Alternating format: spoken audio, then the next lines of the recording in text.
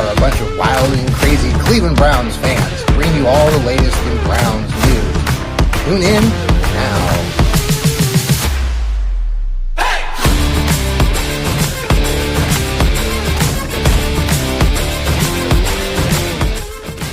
Welcome to the Fanatical Elfz Show.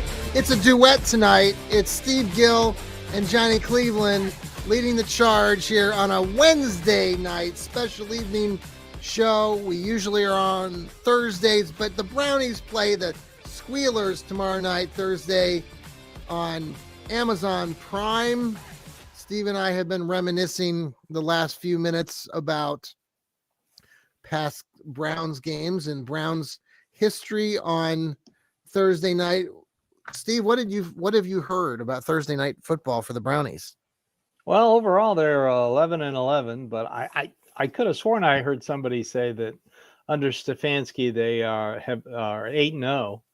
And interesting, since Tomlin has been a Steeler head coach, the Steelers are 1-7 on Thursday night football. That just floors me. It does me too. I could not. I heard somebody say it, and I had to Google it, and it's true. And I went, because Google is like gospel, and so I was kind of like, really?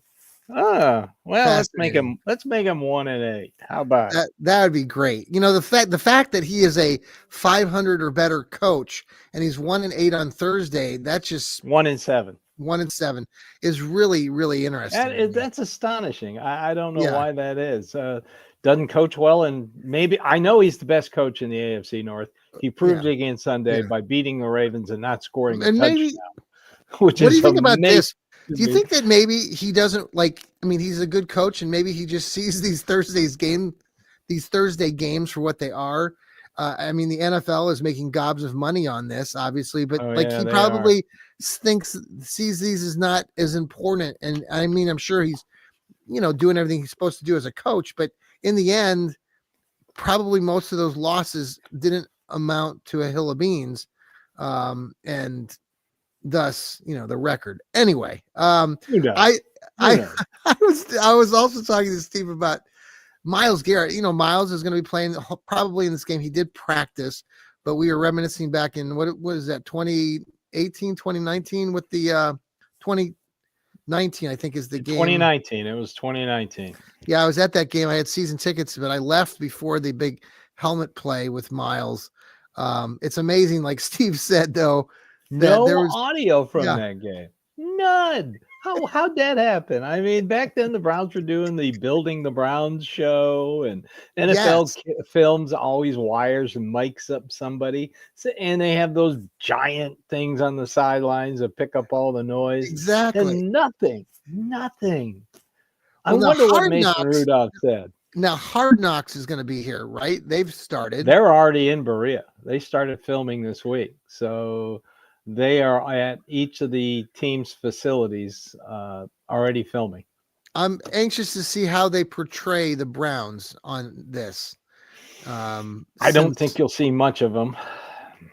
That's true. Not the most stimulating TV. Let's just put it to that. Maybe they will be. But maybe that's surprising. I think it probably surprised HBO too, because I'm sure they didn't expect. I don't think anybody expected the Browns to be where they're at this point. Interesting. Last night, I had a chance to talk to Jeff Hartman, part of the Steeler Fans First crew there, and leader of the whole group. Great guy. He was discussing the Browns and how we as fans and analyzing this team, what we think has gone wrong with these Browns outside of Deshaun Watson, keeping him out of the one of the reasons. What other things, and he asked me about it. I started talking about injuries, but what do you think, Steve? Injuries. It all started with the offensive line. You sign a bunch of players, you get depth, and all of a sudden all your depth is injured. Your two starting tackles don't make opening day. You're relying on James Hudson.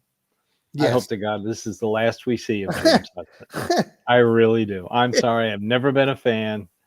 I thought he would play better, but after he played at left tackle once, I went, boy, not good, not good. So you It- can't come out of training camp with a new offense and not have your offensive line.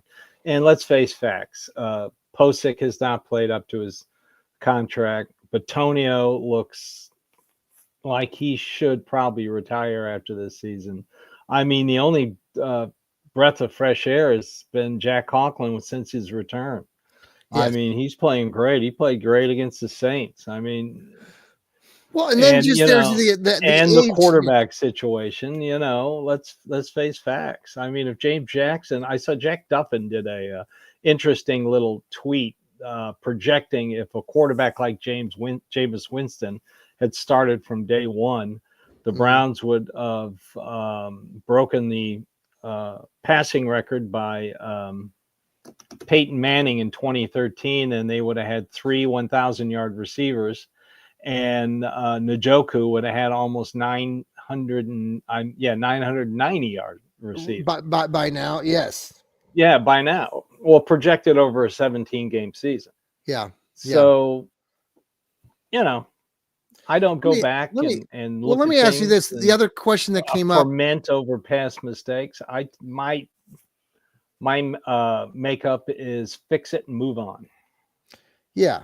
I mean, part of this question we talked a little bit about last night was the Browns run game. And, you look at, they had 60 yards rushing in this game against the Saints, where the Saints had given up 188 yards to the Atlanta Falcons or something close to that the week before. The week before. And just how putrid our run game has been this year. Obviously, we don't have Nick Chubb.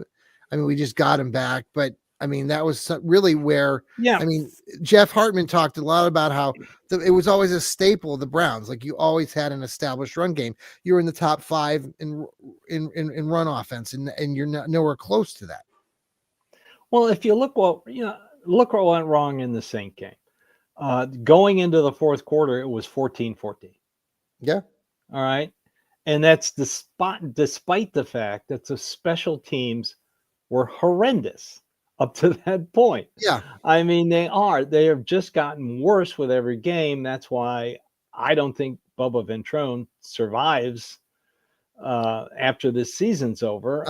I like the hire when they hired him, but you just can't have a long kickoff return by a tight end, and you can't give up a punt return. The only reason it wasn't a punt return for a touchdown is because the guy stepped out of bounds. Mm-hmm. I mean, and then your defense gives up chunk plays, and that's on Jim Schwartz. I mean, so far this year, if you're going to point fingers at 2 assistant coaches, point one at Jim Schwartz and point one at Bubba Ventrone. What do you think's going on with that? Because it was just a flurry of things happening a year ago that he couldn't do anything wrong. People were so excited when he came into this team, and then it seemed like things were going really well, and then we got shell shocked. We were giving up big chunk plays last year, if you remember too. There were several games. Like I can think of the Colts game to begin the season where, I mean, we were giving up huge plays, and it was like, if it weren't for Myles Garrett in that game having like the career game, one of his career games, we might have lost to the Colts a year ago. But there were other games too, like against the Chargers Seahawks. games this year. I mean, Myles Garrett has a career game, and they still give up big chunk plays. Yeah, do you think that there's a disconnect? I guess that's part of my question too. Is, and I'll let you speak on this with the defense and Jim Schwartz and everything, because I've also heard Myles Garrett talking about this, and I feel like that's where a big part of the disconnect is amongst the players themselves. It seems like they're not on the same page, and maybe Schwartz is responsible for a lot of that too. What do you think about all that? I think he is. It falls on him. If he isn't communicating to his assistant coaches, I mean, the defensive assistants, the position coaches, what they want, then, it falls on him. A lot of the media are now pimping Mike Vrabel for the he's on the sideline. Well, he's been on the sideline. I mean, this is the first road game he showed up. Maybe his schedule allowed that. But and who wouldn't want to go to New Orleans? Been there twice, had a hell of a time both times. So, and everybody's saying, well, he could be the next head coach. Well, maybe he might be the next defensive coordinator. Has that crossed anyone's mind? Very interesting. I mean, that's what Vrabel did. He was a linebackers coach for the Texans. He was a linebacker in both college and at Pittsburgh and in the pros. That would be interesting.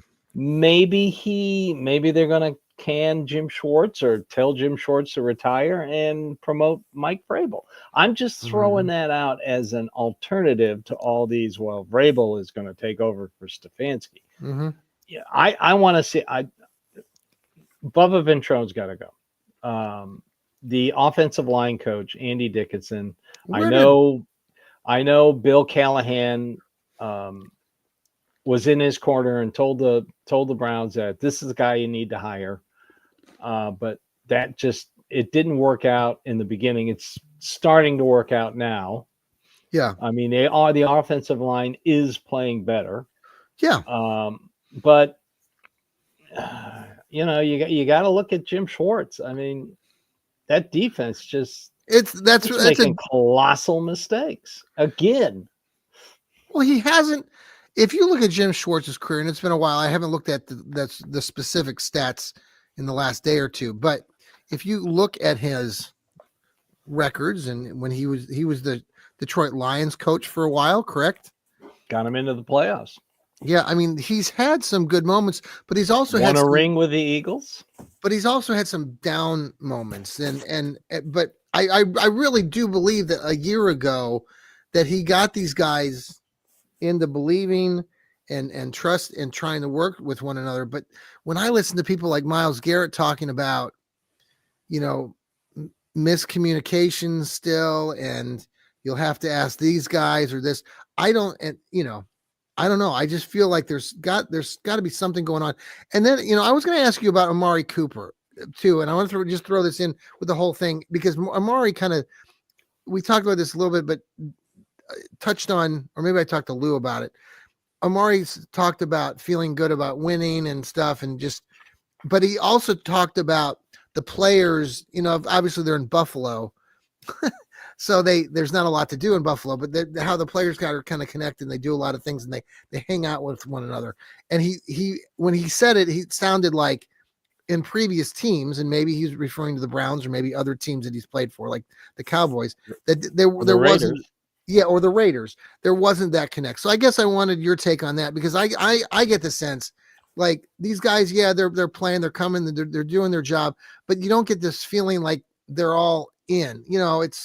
And I'm picking on it because it's the Browns and it's a football team. And I know, 53 guys, there's a lot of guys, a lot more than like a basketball team where, there's 10 guys, Well, I think they hang out together. I just heard an interview with Elijah Moore today.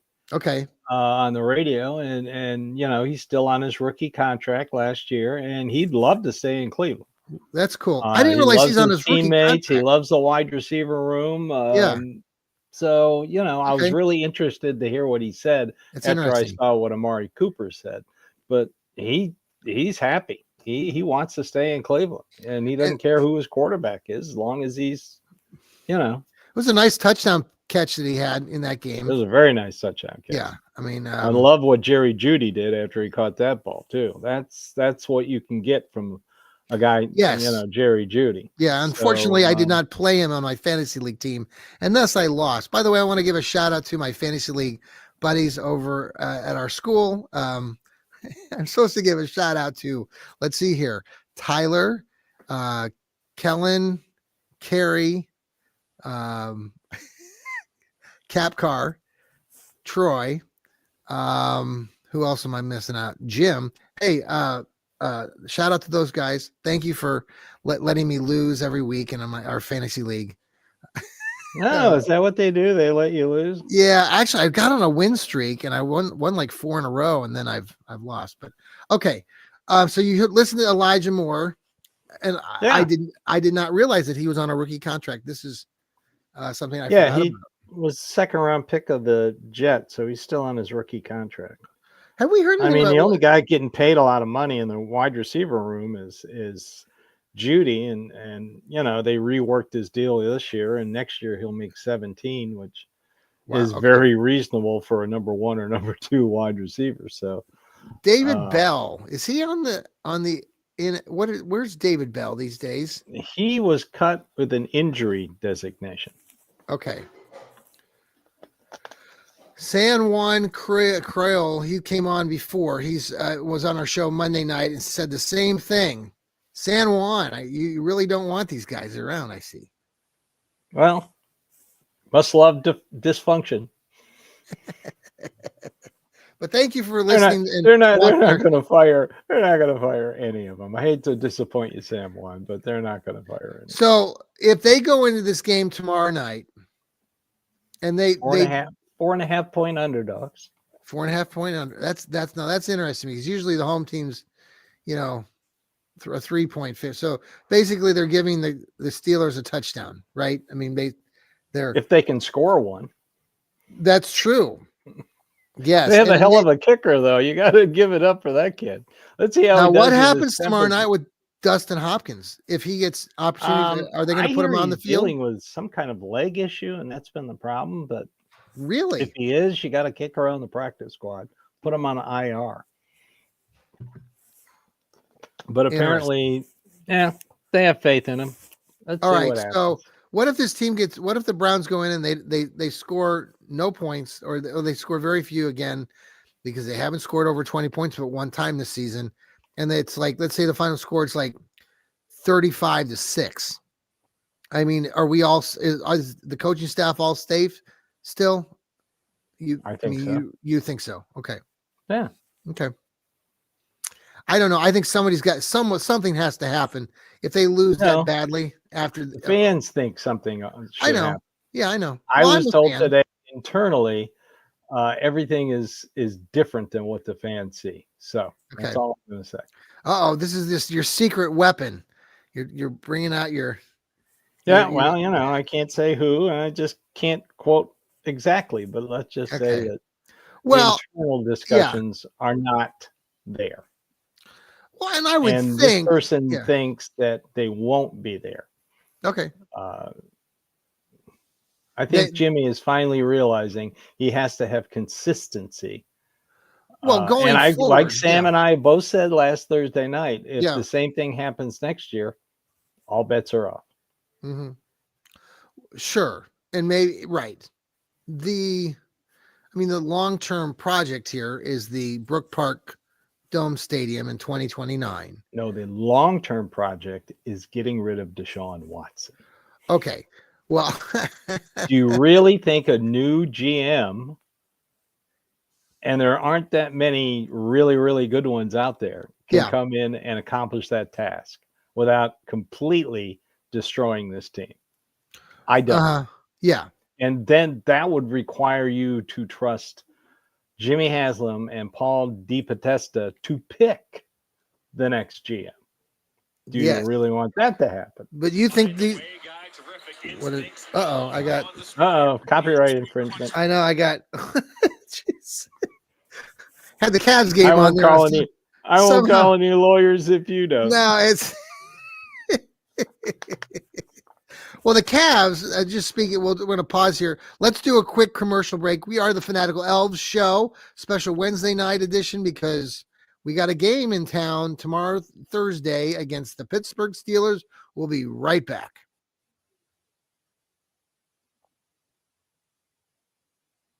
Hey, thank you for coming back to us on the Fanatical Elfz Show tonight. Later on tonight, actually in about 45 minutes, the Breezy Browns talk with the Browns fangirl Sherry will be on. Sherry, not Shelly. So tune back into us. She'll be Steve, live. By the way. That's Steve, and that's me. Yeah, Johnny Cleveland.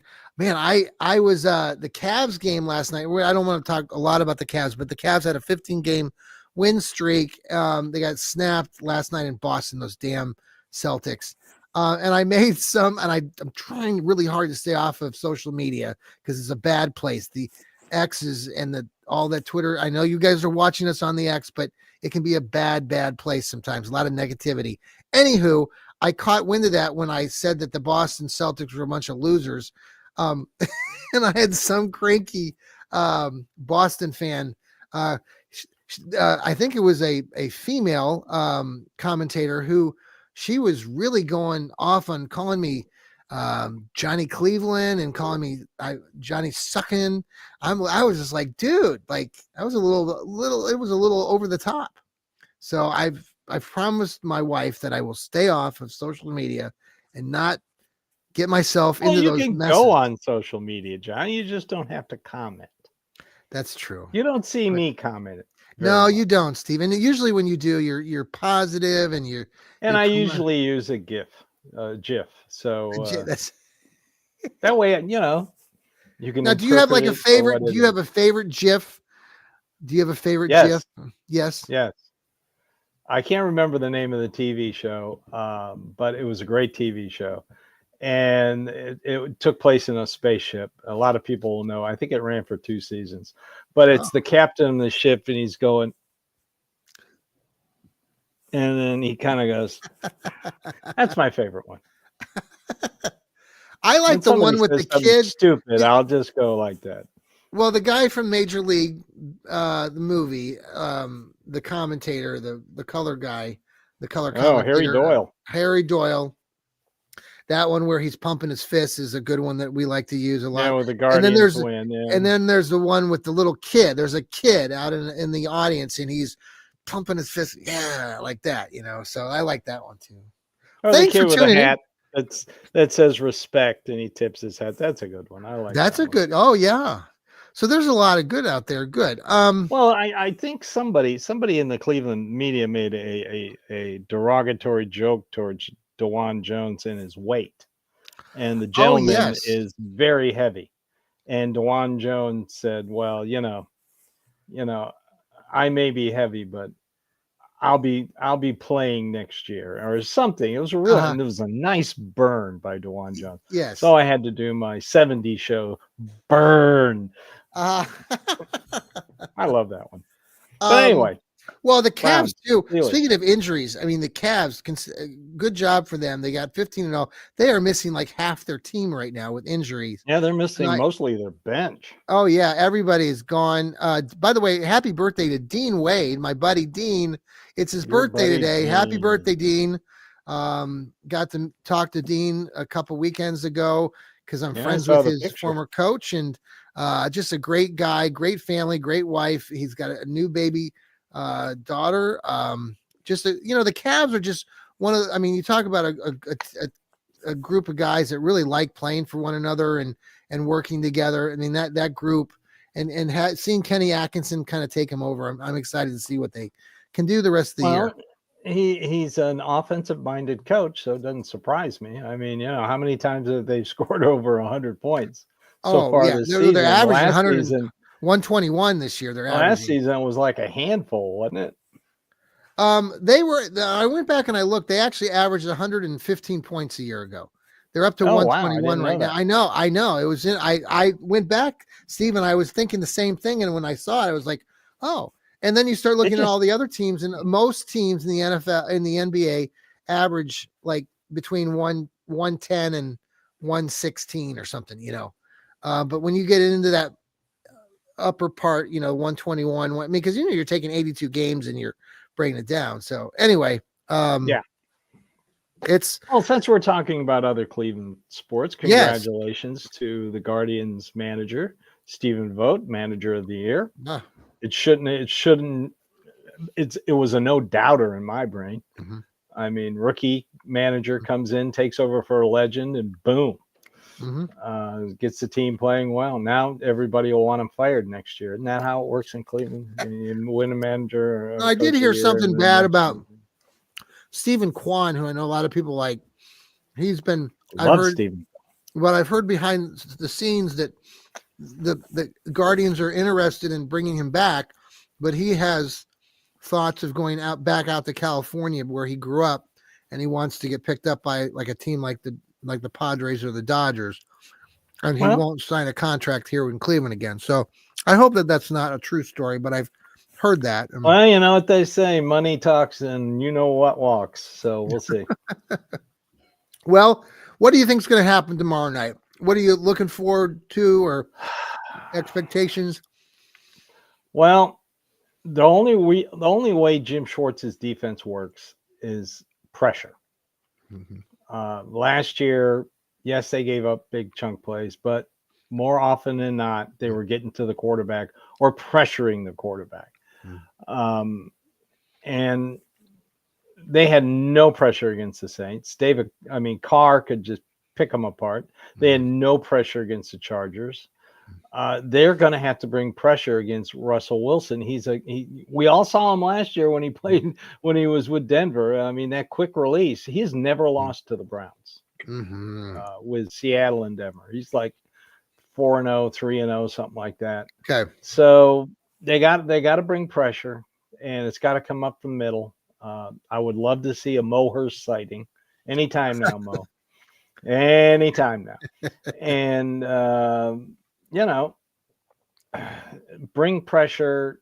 Pressure causes problems.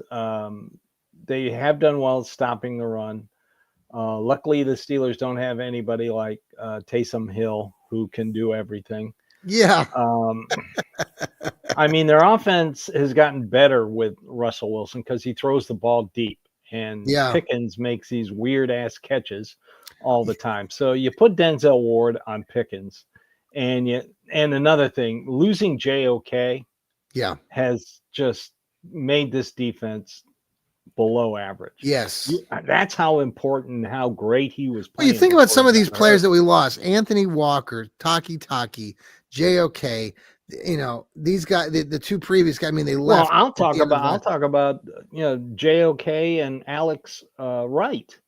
Yes. I mean, there you go. There's another Alex Wright was playing great. Jesus, I forgot about Alex Wright. He started out great this year. I mean, how did he get injured? That Jacksonville game.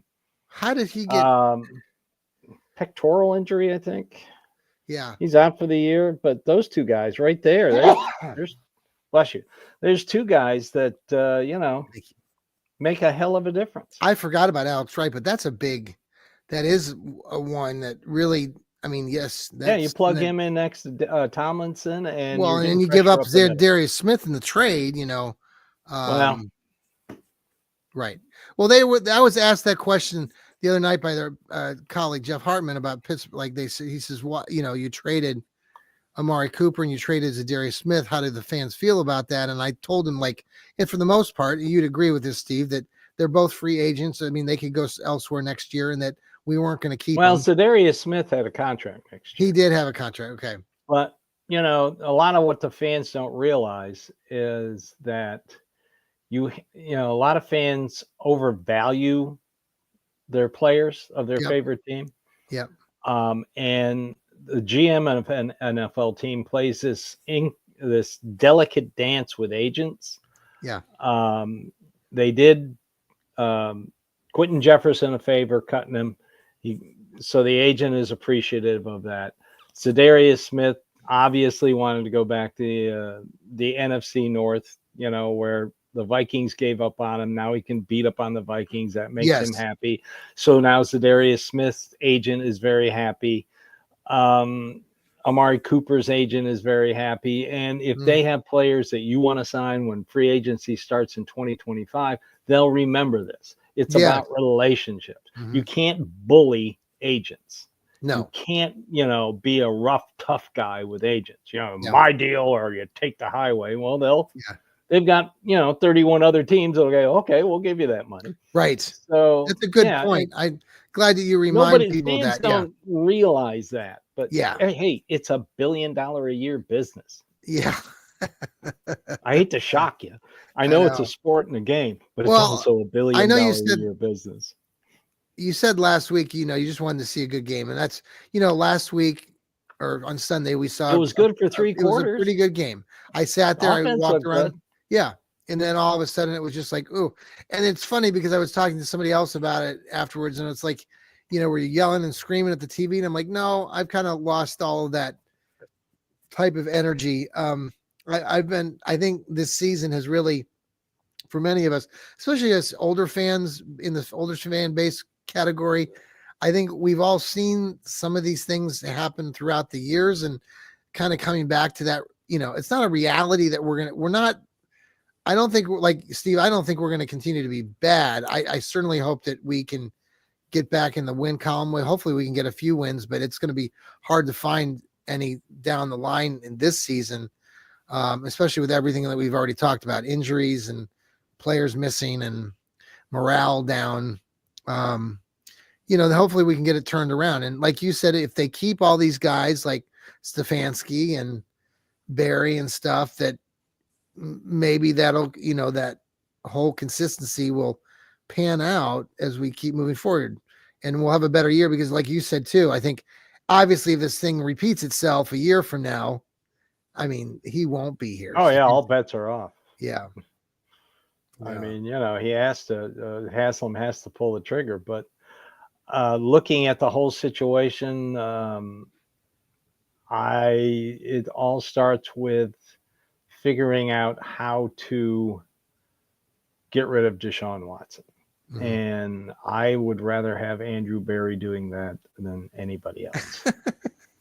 Now, someone said, and I think you would agree with this, is that the Browns might very seriously look at drafting another quarterback. And then when they come into next year, that they would, Deshaun Watson would be the presumed starter again, but he would have to battle for that starting position. That it wouldn't just be given to him if he does come back, that there would be a fight for that, and that they're not going to put, they're not going to just make him the starter, but they'll say that he's a starter, but he'll have to work for it. Well, no, what Andrew Berry will say at the end of the year news conference is, we'll have to see how the rehab and injury goes. I mean, so what? Aaron Rodgers did this special treatment for his injury, and that's what Watson's going to do. But no two players are alike. So, I think Andrew Berry will just say, well, we're not, it's way too early to name a starting quarterback. We got to see how the injury plays out and see how his rehab goes. Just like he said at the bye news conference, which nobody picked up on. Because he didn't come out and say, he sucks, we got to get rid of him. Yeah. That's what all the Cleveland media wanted. But, you're not going to say that, because I hate to tell you this, the players listen to these news conferences too. Now, Tony Grossi, the beat writer for the Browns, he not a little bit of a. Who thinks Daniel Jones would be a good option in Cleveland? Did he really say that? He tweeted it. Why? After the London game. Yeah. And I thought he was just being sarcastic. And after all the games were played during the rest of the day, he goes, I think he would be a good option for the Browns. Tony, that's and where I'm sorry, Tony, you're now disqualified from the quarterback conversation. Dude, like that is quarterback draft card and your free agent draft card, and we'll store them away. And if you play well with others, we'll give them back to you. Now he did say that's why all the national media has picked up on it. The Browns. He said it the Monday after the Chargers game. So I think he would make a good quarterback. I think Stefanski can win with him. Those were his exact words. After this week, the Browns go out to Denver, and the game has not been, I guess Tony Grossi was the one who came out yesterday or the day before, said it was not flexed. So it's still going to be played Monday night out there in Denver. I know there's a Sunday night game later, a couple weeks later, back here in Cleveland after Christmas. I'm a season ticket holder. The game's scheduled for Sunday, but I'm going to guess that game will get flexed out. Well, I kind of figured the Denver game wouldn't, because they're a feel-good. The Broncos are a feel-good story. Right. Bo Nix. And the NFL loves them some feel-good stories. Yeah. But by the time the Browns play the Dolphins, who are neither team's going anywhere this year. Yeah, that's the Sunday before New Year's. The 29th. And that's on a Sunday, so I Yeah. could see that flex till about noon. Right. Well, I'll be there for that game, so that's why I'm interested to find out. Because that's Well, the how many second weeks to do they have to last. give you? Usually have to tell you like 2 weeks in advance, or do they give you? Well, they had to say so yesterday, I think, for the Denver for game. for the Monday night game. I think it's a So- couple weeks. So Maybe 2 it's weeks. 3 weeks. Okay. But if Okay. it's a Sunday game, you Yeah. know. Yeah. Okay. Well, sounds good. Well, folks, we're gonna have I don't know, Steve, what you're gonna be doing tomorrow again, but we'll probably do a little mini pre-game show. Might just be me, Johnny Cleveland here. But Steve, if you're around, you're welcome to join. See how my day plays out. Yeah. So the game tomorrow night's 8:15, 8:30. 7:15 Central Time. Central Time, yes, down there in Nashville where Steve's at. So we'll bring you that. We'll have the probably a little post game show, rain or shine, and I'll be asleep. yes, you'll be asleep. And then after that, we have the weekend off. But so, but we really appreciate you guys. I know. Well, I'll do a Dog Pound South show Friday. On Friday, okay. Friday morning. Awesome. I always react to the game, and Yes. I will do one Friday morning. Well, we're growing, and this is our second season here with Fans First Sports, and we really appreciate all of you who have subscribed, who watch us here on the X, on YouTube, on Facebook. I get some of my kids, my students, they've found us out here on the YouTube channel and subscribe. So I have to make sure I don't go off the rails, right? So anyway, I hope everybody. Yes. And if you're inclined to get off the hellhole that is Twitter, yes, we can be found on Blue Sky. Yes, we are in Blue Sky now. Yes. Thank you for that reminder. Yeah, a happier it's positive, like old Twitter used to be. Yes, it's and the people that so far that I've seen and interacting with, much more upbeat. So thank you to Blue Sky. Thank you for Blue Sky. I will look up to see the Blue Sky. 100,000 people a day are joining Blue Sky. 1 million, actually. It's been a million. Yes. No, I'm saying a million a day. Really? In the last week, it's up over like 21 million now. All I know is I don't get frustrated, and I don't have bots. No, now I've heard there's a few of those streaming through, but it's a much more positive place. Check us out. We do have a Fanatical Elfz link on Blue Sky now. We also have I'm John Suchan, and then Steve Gills got his. So C-Town Thug. C-Town Thug. So you can find us there, look us up, do a search, join today, Blue Sky. There you go. You free plug there, commercial for Blue Sky. Otherwise, guys, have a very good rest of your night. Tomorrow night, the Browns play the Steelers down at the stadium. It's going to be a cold, wintry evening. Should be a lot of fun. So thanks, everybody. Have a great night. Go Browns. Go Browns. Here we go, Brownies. Here we go. Here we go, Brownies. Here we go. See you guys.